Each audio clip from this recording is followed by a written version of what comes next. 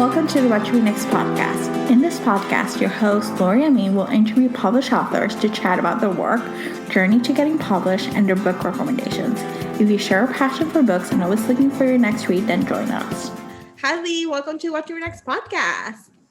Thank you so much for having me. So happy to have you here. So tell us a little bit about yourself. I was once a lawyer. And then I started blogging when my children were young, and I stopped lawyering and started writing and wrote my first book. It came out about 2 years ago, so I probably wrote it 3 or 4 years ago. And I've been writing ever since. I have 5 kids. The oldest is almost 19 and the youngest is 10 and a half. I have a cat and 9 chickens. Oh my gosh. And that's me. I live in New York. Yeah. So it's like you got the madness of it all. We are all packed in here. Yeah, pretty much. So what made you start blogging, actually? Let's talk about that.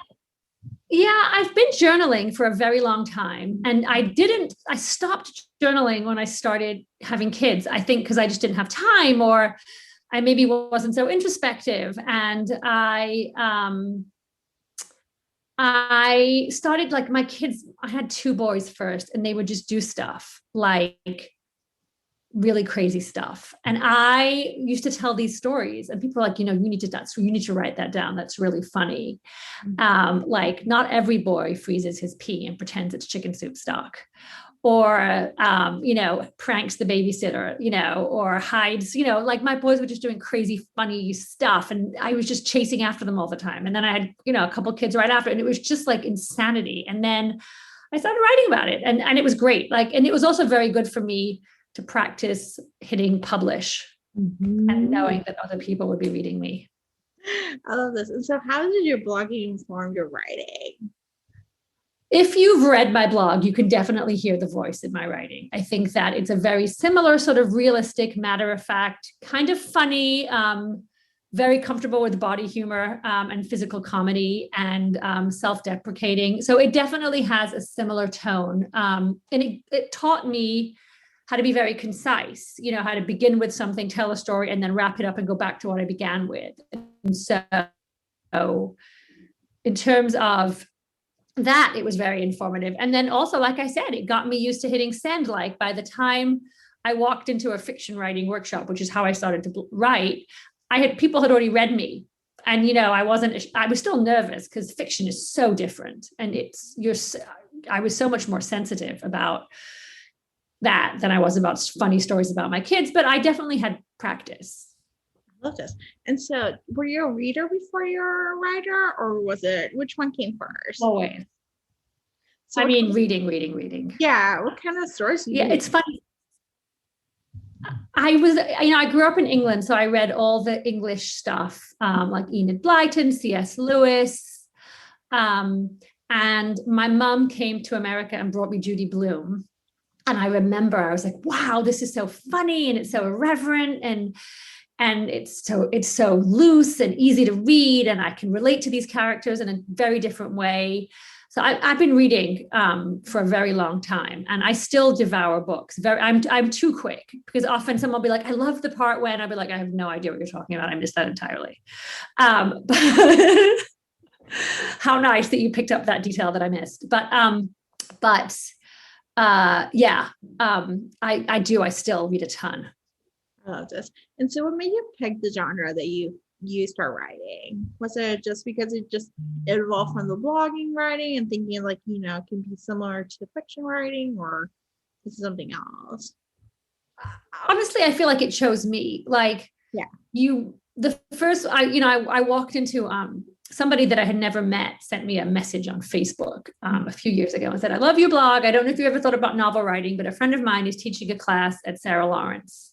There's like a writing center there. So I was like, okay. And I literally just walked in, and this book just kind of happened. Like, I had some ideas in my head that of stories that I wanted to tell, and it just was there. Like, I think sort of it just chose me. Like, this is just what I had, the story that I had to tell. For sure, I am very comfortable in women's fiction and in this space because I read a lot of it.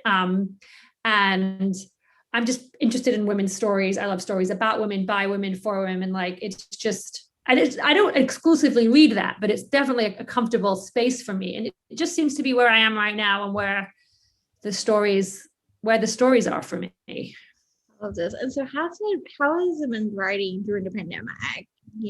Awful. Okay. Awful, terrible. I finished this book before the pandemic. I was editing it in the pandemic. I am working on a new book now. I am working at a snail's pace. A couple months ago, I changed the entire story, which I've never had to do before. Now, maybe just 3 books in, it gets harder in a way, because you expect more from yourself and you've already told certain stories, but I'm struggling. And partly it's because I'm at home with people who, my husband's also home with people, but they don't spread out at his desk and do their nails in the middle of the day as they want to do in mine. They don't bang on his door like they bang on mine.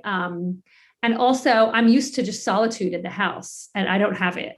So everyone loves this, and I love having everybody around. I'm ready for everyone to go, all of them. And they can come back just at the end of the day. Yeah. And also, I just think by not being out in the world, I'm struggling, like taking walk, going and seeing and doing and people watching. I'm a terrible eavesdropper. Like we would go out for dinner. My husband would be like, "You're literally sitting on the lap of the woman next to you." I'm like, "Well, she's having the best conversation I've ever heard." And I'm just nosy, fascinated, watching, and I'm seeing the same handful of people, and they're not that interesting. So yeah, it's hard. I'm really struggling. Yeah, it's been hard. I would tell you, like, I've been isolated. Like, I think I mentioned I moved. So I'm like, I live by myself. I only talk to my Starbucks barista because that's my only daily walk, and everything is Zoom. So it's like, it's not the same, like, it's not the same to eavesdrop, to sit outside or sit in a restaurant and just like listen to other people's conversation, or go into a coffee shop and like journal, I just can't wait to eavesdrop again. I went and got my haircut, and there's nobody in the salon because they're spacing us all out, and I could not hear conversations around me. And I was so cranky, because that's where I get some of my best, when I get my haircut is where I definitely get some of my best ideas. Oh my gosh. Yes. I'm sorry. Hopefully the end is in sight. So hopefully. Yeah, I'm hopeful. I am actually hopeful. Yeah. So I've been asking this question just because it's kind of like interesting, and people are eavesdropper. Like, the whole idea of a podcast is a conversation that people get to eavesdrop. And so, what has been something that sparks joy? Like, whether there's a hobby, something you're passionate about, something random that you like, I geek it out, I nerd out about it, I do like to move. Like, I am a walker and a runner, and being out, and I live near Van Cortlandt Park. And so that for sure makes me very happy. I get out in the mornings, and I just generally try and move year round in all seasons. And that definitely, and it's been a consistent thing in my life since, I was an 18-year-old. So it makes me very happy. I have chickens. I have pandemic chickens, and they spark an unreasonable amount of joy in me. If you follow me on Instagram, I've gone down the hole of chickens. I hang things in there for them to play with. It's called hentertainment. Get it? And then just I'm in there, and it sparks tremendous joy. What else? Reading continues to spark tremendous joy, and biography and memoir for me is where I go and I'm just feeling like crap, and I need somebody else's life and somebody else's fascinating life. And I just finished the Mark Nichols memoir biography, and the Mike Nichols biography by Mark Harris, and it sparked tremendous joy, because there I was, like, in the New York theater world of the 60s, 70s, and 80s, and I was out of my house, out of COVID. So that really sparks a lot of joy for me. And I should probably say my family sparks joy. Okay. I'm going to leave it right there, though. Yes, I love this. I love the chicken. So why made you decide to get chickens during the pandemic? So I had always wanted them. We lived in Seattle a long time ago, and chickens were a thing there before everyone was in on it. And we had these neighbors that had them, and I was like, oh, you can get eggs, and isn't that interesting? And my oldest are were at the beginning of the pandemic were 16 and 18, and they were like lifting weights and working out, and they would eat between them like a dozen to 18 eggs a day sometimes. And when we were all looking for eggs and toilet paper, I was hiding eggs all over the house so that they wouldn't eat them and I could save them. They wouldn't like eat too many. And I would forget where I had hidden the eggs. And I would it was a giant egg hunt. I was literally, and then at some point I'm like, we need chickens. I cannot wait for Costco to get me these eggs. So we got chicks, day-old chicks came in the mail in May, but I didn't do enough research because I didn't know that it would be until October before I got a single egg. So I had to house and look for these chickens pooping everywhere, eating everything outside, whatever. I let them free range for a while. They ate all my garden up. Then I stopped that. And then in October, they started to lay eggs. And now I get a bunch of eggs a day. And it's great. Oh my gosh, I love this. Yeah, I'm always curious about, getting chickens. Like, I like pets. I like animals, and I really like animals that work for you. Like we have a cat and she catches mice, and that works for us. Like she's giving something back to us too. Like she's a working animal. She's a working animal. I love this. Yeah. So let's talk about your book, The Truth and Other Hidden Things. Tell us the elevator pitch for it, The Truth and Other Hidden Things. It's funny. I had an elevator pitch for it and someone was like, oh, so you mean it's like Gossip Girls for women in their 40s in the Hudson Valley? And I was like, oh, kind of. It is. Like, I guess it is like Bridgerton set in the suburbs of upstate New York where women are talking. I mean, this one woman is there and she is incredibly socially anxious and awkward, and she's just moved up there, and she has this whole story of how her husband didn't get tenure at this city university that he was at, so she and their teenage children and her husband move up to the Hudson Valley, Dutchess County. She also is pregnant, which was not planned, and she's in her 40s, which is not a big deal anywhere, but for her it is because she wasn't expecting it, and her children are like 12 and 16. And now their mother is pregnant and she feels very self-conscious about it. And she goes up there and she just is convinced that none of these women are willing to accept her. And she just turns inward and starts to blog about everything that she sees. And at first it's like cute things about the quirkiness of life upstate and how hip everybody suddenly is and how uptight the moms still are, even though she's not in the city anymore. And I think she thought it would be more laid back. And then it sort of turns into gossip and what she's observing and the lurid details of, the bored suburban life. I love this. Yeah, I love the fact that it's like you have the idea. Like I think being in New York, like New York City for so long, that you have this idyllic view of the Hudson Valley of like this beautiful space and this quiet and slower pace and the greenery. Totally.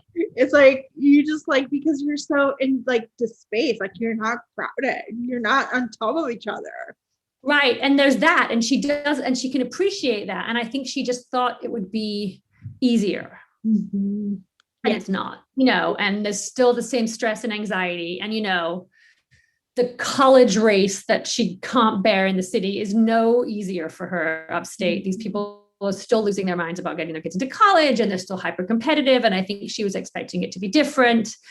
And it's a smaller community. And, in the city, you're pretty anonymous, and she is not anymore. And she's married to this professor and everybody knows him and he's so cute and he's so funny. And she just feels old and frumpy. And that's where she is. Yeah. So let's start with some book recommendations. What has been a book you read this past year that you enjoy? I loved that the Mark Harris memoir of Mike Nichols. So good. It's just really good. What else have I read this year? Of course, I actually was just looking at my bookshelf when I was preparing for this, and I was thinking, what have I read that I have really loved this year? I actually read another biography this year of a politician, Richard Holbrooke, which I also really liked. I really do read a lot of memoirs and biographies. So interestingly enough, one of my daughters is 12 and she's just discovered middle grade young adult reading. So I actually with her read all of the Jenny Han books, all the boys. I had never read, those were exactly the kind of books I read as a 12-year-old. 100%. I read every Sweet Valley High book. I read Paula Danziger, Judy Blume, all of it. And I would have devoured these at 12. So I actually read those with her. And then I read the other sequel, the series, The Summer I Turned Pretty. So I actually went down the young romance hole with my daughter Fiona this year, and it's actually been great. She's a terrific storyteller, and I've discovered other it was Nicola Yoon is another author who I hadn't read, who I discovered. There's a lot of good stuff there. Yeah, if you haven't checked out Morgan Matson, is another one that is a really good author. She has like Morgan, what's the last name? Morgan Matson, Matsoa. She's BFF with Jenny Han. I think they went to school together. And they both write like this very similar YA, like contemporary, like small community, fun, like just a fun story. Okay. Yeah. I want more of those. So yes. So I love this. So tell us where we can find you online. So you can find me at leageller.com, LeaGeller. I'm on Instagram. I'm on Twitter. I'm on Facebook. I'm pretty much everywhere.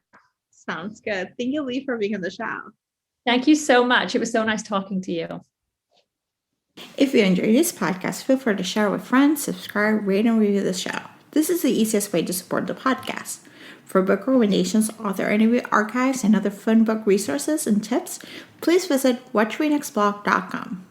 The Watch Read Next podcast is part of the Frolic Network. To discover new shows to listen and love, please visit frolic.media/podcast. Thank you so much for listening and have a great day.